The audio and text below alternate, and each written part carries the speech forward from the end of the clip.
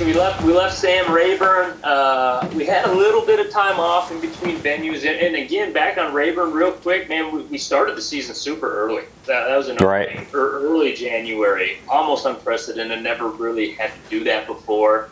A month later, and we were at Lake Toho in the Kissimmee chain, basically just outside Orlando, Florida. I love the lake. I've had experience fishing Bass Opens there in the past. I never did great, did do terrible there a couple times, but progressively just got better. Florida is a fickle beast on its own, and I think people just kind of learn how to fish it. Even locals sometimes don't have the advantage on fishing down in Florida. But at the same time, man, there's big bass. And again, going with the whole schedule, it was just packed with big bass fisheries. And Lake Toho just definitely did not disappoint. Right, yeah. Lake Toho, I actually lived there. I went to the University of Central Florida, so I've spent thousands of hours on the Kissimmee chain. But one of the things about a grass lake, a grass system like the Kissimmee chain, is the fact that, like, you can live there your whole life, but if you leave for several years, if you don't know where the grass is growing, you know, correctly, and you know what areas are really set up right, dude, you could be in a load of trouble. And last year I ended up fishing a Bassmaster Open out there, and I didn't get a check for the first time in a long time going down to Florida in the Florida swing, and I just ran history during that event. And so I came into this event not really learning the lesson that I had learned the year prior, and ended up really focusing on the same areas that I always go to during the spawn. You know, those areas that are you know, pockets and bays that are protected from that north wind,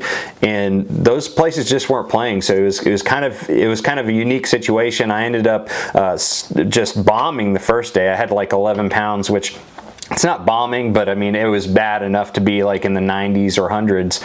And then finally I was able to just kind of clear my head and go out there fresh on day 2 and caught like 18 pounds.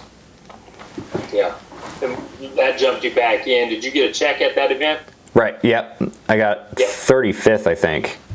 So jumped you back in there, another 10 grand, and kept you rolling. Yeah, I generally don't like Lake Toho. I'm a Kissimmee guy. I definitely like to lock through. Toho, for me, I had a Bass Open on the Harris chain, so I had an opportunity to pre-practice the Kissimmee chain, Toho, and I basically launched at the top up there at Big Toho Marine, and I ran all of Lake Toho looking for grass, and I found too much. Way too much hydrilla. It was the most hydrilla I've ever seen on Lake Toho. It was topped out everywhere. And I locked through. I ran down through Cypress, looked at that a little bit. Hatch Naha, didn't really see what I liked there. Ended up in Kissimmee. That's where I feel most at home. And right away knew I'd spend all my time on Lake Kissimmee. I never in practice ever made a cast outside of Lake Kissimmee, and it paid off. I mean, when you go down to Kissimmee, you can see lock from the top side of Toho. You got quite the run. You got a lock here to deal with on the south side of Toho. Then you got to run through the Canal of Cypress down to Hatch Naha and into Kissimmee. And Kissimmee was fishing okay. You know, I find some areas that they weren't biting.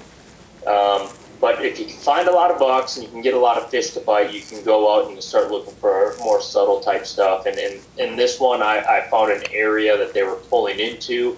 And I really, truly believe Florida's timing, right? So like every little pocket and area will kind of fire up at a certain time, and when the bucks get there, the females are not far behind, and they're in that area.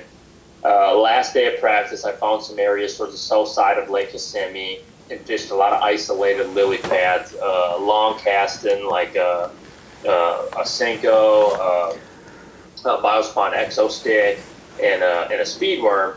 And you know, in practice, I caught like 2 4-pounders the last day. And went in that area, and man, for 4 days I locked it down in there and finished 5th in the event. It was awesome because after Rayburn, it jumped me right back up in the points where I needed to be.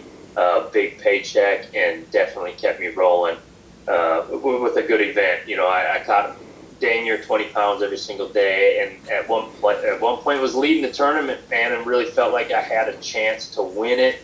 You know, the year before I took third on Kentucky, but man, I never had a chance to win it. You know, the guys that were ahead of me, Jason Lambert, stuff, just had it lapped. Right. So I never got to taste what it would be like to win a tournament, and man, I definitely did in this one. I really went to bed that night, the last day, thinking I had a chance to win, and in the end, you know how Florida will give it, and they'll take it right away. It kind of got a little frontal on me, a little windy, dirtied up my water, and just never caught that big bag on day 4 like I needed to. But still, fifth, jumped right back in it, and man, it was awesome. It was definitely the tournament I needed after kind of stubbing my toe on Raver. Yeah, that was, I remember, you know, the final day watching you on live, because I didn't make the final day. I didn't make the third day. I barely missed the third day, you know, and it was funny because the second day I was actually running down to where I ended up seeing you on live. You know, I was after that first day, man, I was pretty beat down, you know, and because I've spent so much time out there, but after day 1 I was so lost. You know, I really worked hard to be able to catch that 11 or so pounds that I caught, and so I had to start completely fresh. I went through the lock, went down to the south end of Kissimmee, and I was actually going towards the very south end over by the lock on the south end of Kissimmee, and going past Brahma, and I saw this one area that was just absolutely perfect, had all the right qualities to it, and ended up fighting with myself internally for about 30 seconds, made a U-turn, and caught 18 pounds within 15 minutes. It was pretty spectacular, and so it was just one of those instances where it was pretty much a turning point for me for the season, where I was just like, all right, my gut knows what to do.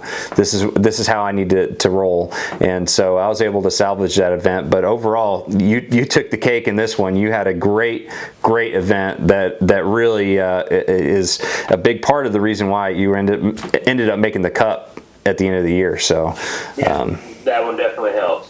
Right.